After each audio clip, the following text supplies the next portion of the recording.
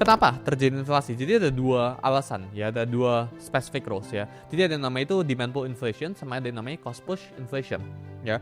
Yang sebelah kiri ya ini chart yang kalian lihat itu demand pull inflation gitu ya. Sedangkan sebelah kanan yaitu cost push inflation. Demand pull ya, kita mulai dari yang sebelah kiri dulu gitu ya. Itu banyak sekali uang yang masuk ke dalam ekonomi ya, sehingga konsumsi itu naik, terus harga itu naik. Contohnya kayak gimana?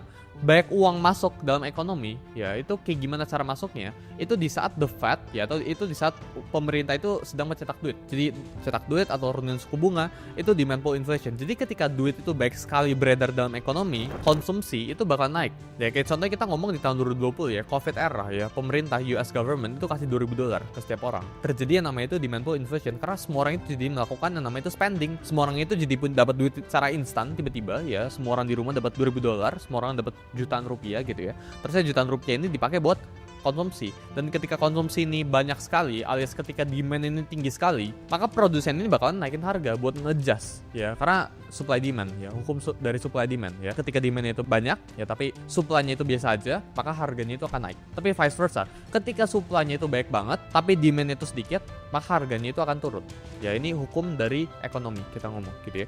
Terus selanjutnya ya, cost push inflation ya, ini chartnya yang sebelah kanannya ya. Ini dimana biaya produksi itu naik, kayak energi dan komoditi itu naik, maka harganya itu ikutan naik. Contohnya kayak gimana?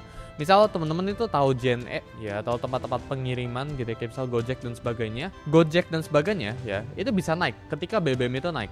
Ya, jadi ketika bensin itu harganya naik, maka JNE, tempat-tempat pengiriman ini bakal naik juga. Ya, Gojek itu harganya bakal naik kemungkinan besar. Kenapa?